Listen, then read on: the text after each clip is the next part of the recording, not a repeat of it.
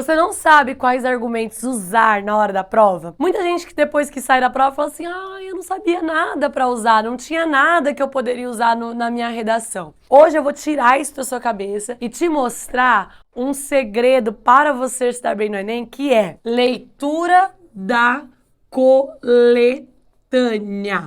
Bom, vamos lá. O que é a coletânea? A coletânea são aqueles textos de apoio que aparecem na sua prova para te nortear do tema, para te dar algum sentido. Você fala assim, tá, não tô perdido, sei o que é isso. Mas a coletânea, ela tem um ouro que ela produz que é essencial para o aluno. O que a coletânea te dá de presente no Enem? Os argumentos que você pode usar dentro do seu texto. Bom, então para a gente pensar nessa leitura de coletânea e como absorver esses argumentos, a gente tem que pensar numa coisa.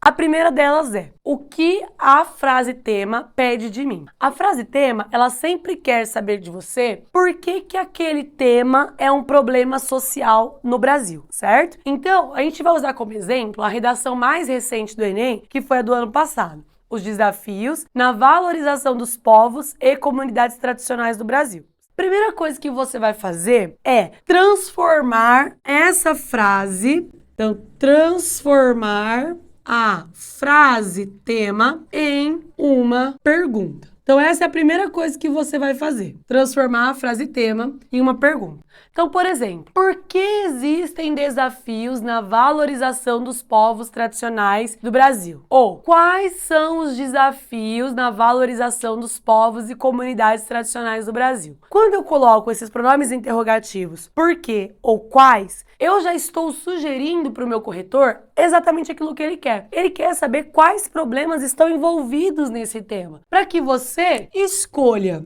2 problemas e trabalhe eles como argumentos. Dai, por que os argumentos têm que ser problema? Porque eles têm que propor uma solução lá no final. Não pode se esquecer da proposta de intervenção, tá bom? Aquela que eu já ensinei aqui pra vocês. Então, pensando que existem 2 argumentos, Dai, mas como é que eu vou escolher os argumentos? Você vai olhar para a coletânea e vai perguntar para ela: coletânea, quais são os desafios em valorizar os povos e comunidades tradicionais? A hora que você ler os textos, você vai ver que você vai conseguir encontrar esses desafios. Então, a coletânea do ano passado, ela estava composta de 4 textos. Então, tinham 4 textos. O primeiro texto, ele falava assim, você sabe quais são as comunidades e povos tradicionais brasileiros? Talvez indígenas e quilombolas sejam os primeiros que passam pela cabeça. Mas, na verdade, além deles, existem 26 reconhecidos oficialmente e muitos outros que ainda não foram incluídos na legislação. Esse é o primeiro parágrafo do texto 1. E ele já me dá um argumento. Olha o que ele fala. Primeiro ele faz uma pergunta. Você sabe quais são os povos tradicionais? O que ele está inferindo de você? Está supondo que você não sabe. E aí pensa comigo. Como é que você vai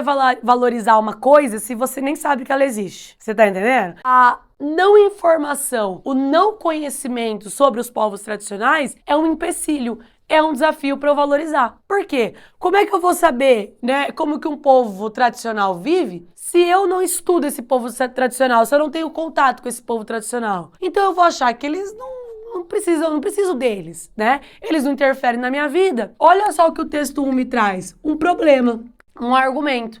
A falta de conhecimento e informação sobre os povos tradicionais faz com que eu não valorize os povos tradicionais.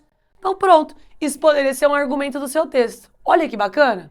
Agora, no mesmo período, está dizendo assim, existem 26 reconhecidos e outros que nem legislação possui. Olha que importante essa informação. Pensa. Você é uma pessoa que tem vários direitos, não é? Você é munida de direitos sociais básicos, porque você é uma pessoa que tem uma legislação que visa priorizar, e garantir esses direitos para você. Agora pensa comigo, existem povos que nem são oficialmente reconhecidos e nem têm legislação. Você acha que eles são valorizados? Lógico que não, por quê? Os direitos não chegam até eles. Então, olha o que o texto 1 me faz. Ele me dá um outro argumento. A ausência de legislação para reconhecer os povos tradicionais. Então, ou seja, Se eu não tenho uma legislação, gente, eu não tenho direitos, entende? Eu não posso usufruir do bem-estar, da ética aristotélica, de promover o bem comum. Então eu preciso que o Estado reconheça esses povos tradicionais para que eles possam ser valorizados. Porque, poxa, se nem o Estado reconhece eles e faz uma legislação, como é que eu vou valorizar?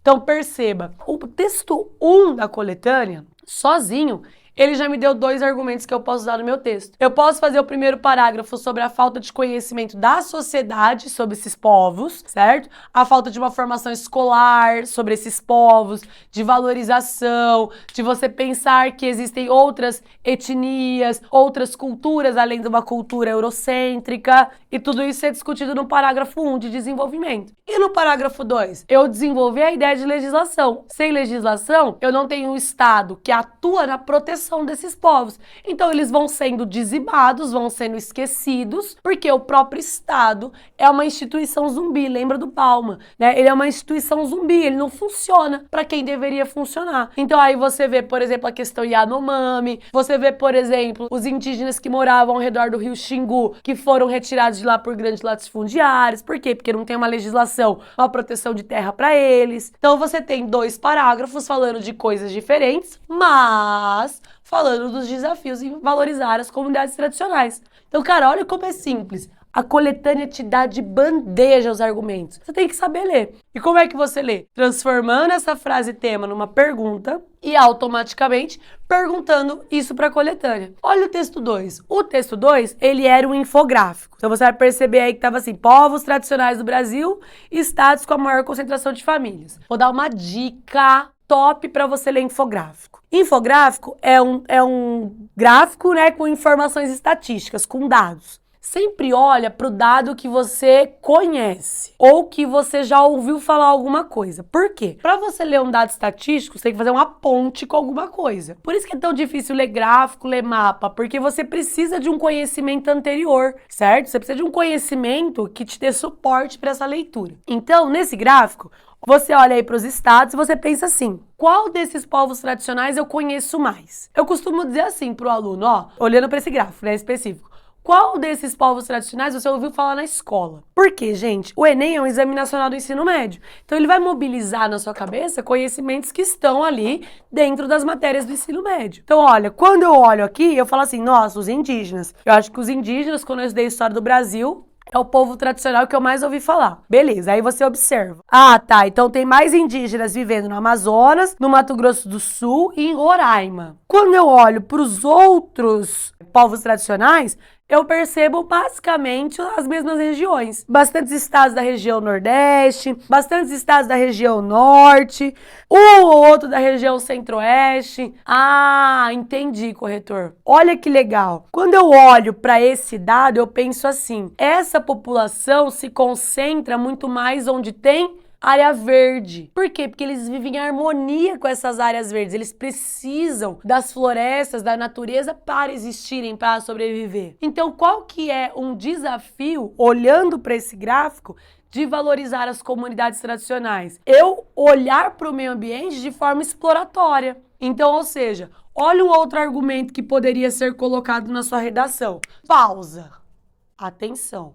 Eu preciso só de 2. Mas eu vou trazer o terceiro aqui só para você perceber que, não quero usar um desses 2. A coletânea te dá vários.